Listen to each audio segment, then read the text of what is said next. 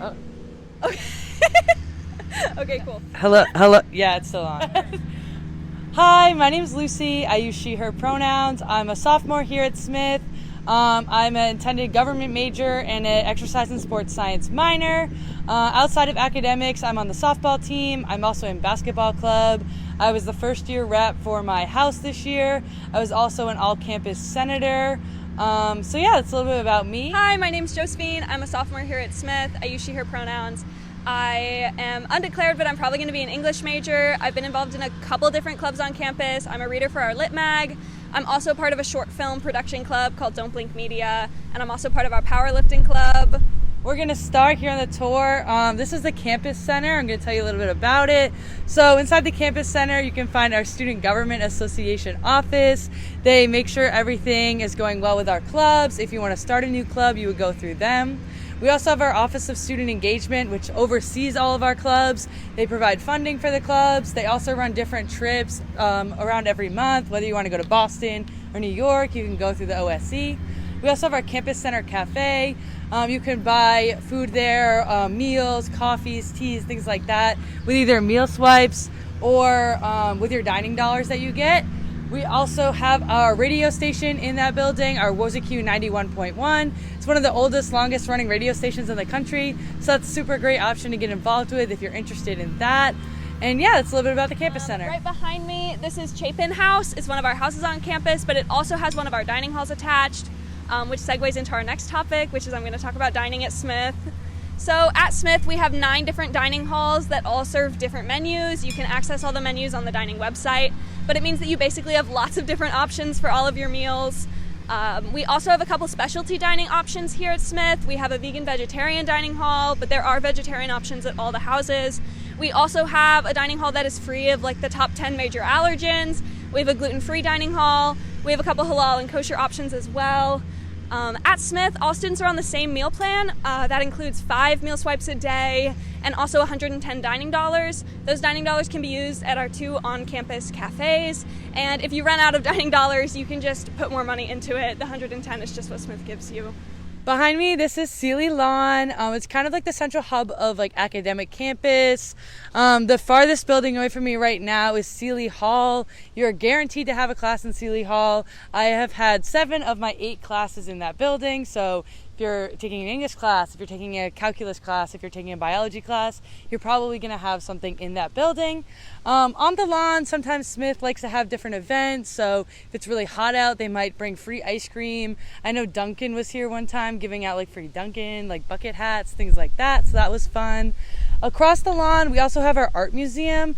I was actually rated the #1 college art museum in the country recently, so that's really exciting. We have over 3,000 pieces of art, so not all of them are on display, but you know, we have Van Goghs, Picassos in that building, and if you want to take out a piece of art, look at it one-on-one, you can do that through a curator. Sometimes we also have celebrity sightings in that building, so last year a bunch of my friends met Penn Badgley from the show You and Gossip Girl in there, so you never know who you're going to find in there. So the building behind me is Nielsen Library. It's one of 3 libraries on campus. One of our other ones is across the way from Nielsen, and that's our arts library, which is connected to the art museum that Lucy was just talking about. But Nielsen Library is kind of just our general library on campus. There are a couple different things going on in there. We have our second cafe on campus located in the library, which is called the Compass Cafe. They do pretty much the same as the campus cafe, but they do a fun little 2 p.m. snack time, and you can use a meal swipe to get like a free slice of cake.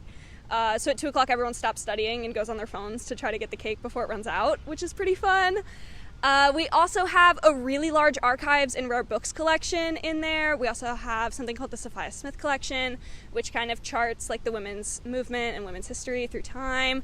We also have some cool manuscripts from some famous alums. So we have some Sylvia Plath stuff in there, which gets a lot of people interested in the archives collection. It's also really popular to try to get jobs there. People kind of fight over jobs and special collections and rare books. Then kind of on the more actual books and library side, you can check out books from our library here. We also have an off-campus annex that houses a lot more of our books collection. You can just find those books online and then they'll ship them in for you and you can pick them up at the central service point downstairs. We're also part of something called the 5 College Consortium. So within that system, we can also get books from the 4 other schools in that consortium with us. That's pretty much a similar process to the annex process. We're also part of the interlibrary loan system, which is pretty common for most colleges in the U.S. So all the colleges across the country that are in that system, we can get books from there as well. The one thing with that is that sometimes it takes a little longer than the 1 to 2 days that you might get, because those schools might not be 15 minutes away like Amherst. They might be more like a couple days journey, but they still arrive pretty timely. So yeah, that's Nielsen. Here at Smith, we have around 50 majors and 60 minors, as well as some concentrations. So we have what we call the open curriculum here, where you can really take any class whenever you want. You don't have any general education classes, so you're not going to come in your first year and have to take, an intro to writing, an intro to Soc class just because it's required. You don't have to do that. We only have one writing intensive course you have to take your first year, but those can range in any discipline. I took one about education. I had a friend that took one about the Mill River, where she went down into the river and did research. So it really depends. You can find something you're interested in. With the open curriculum, a lot of students, I think of it as like, great, like I don't like to write, I'm never going to take a writing course again. But here at Smith, it's really about creating a well-rounded student. So we know that when you're coming into college, you've taken, your social studies, your Englishes, your maths, your sciences in high school. You already have a basic understanding of all of those subjects. So when you get here, you can really dive into what interests you most. In addition to the open curriculum, you have to take about half your credits outside of your major.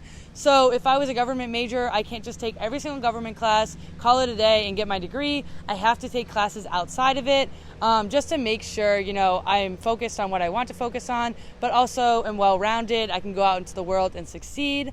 So along with the majors and minors, we also have concentrations. Those are similar to minors, but they are focused more on hands-on workplace experience. So with a concentration, you have to take another internship. So you take 2 internships through that, and they really range any topics. We have a really popular journalism concentration, book studies, archival studies. There's some concentrations that run through the museum. So yeah, really ranging in topics for that. Then alongside academics at Smith, within the 5-college consortium, you also have the opportunity to take classes at all the other schools. So just because I didn't mention them earlier, at Smith we have this thing called the consortium, where we're in kind of like a grouping with some colleges around us. Those other colleges are UMass Amherst, Amherst College, Mount Holyoke College, and Hampshire College. So while you're at Smith, you can take, I think it's up to 2 classes a semester at one of the other schools, and it just opens up our course catalog to beyond Smith. And maybe you want to just take a class at UMass because they have like #1 ranked dining and you want to get a lunch pass over there. Or maybe there's a professor at Mount Holyoke that you're really excited about taking a class with. So that's just another cool thing about Smith. We have the opportunity to kind of go off campus for academics, but you can also do clubs and just parties and activities over there as well. Yeah.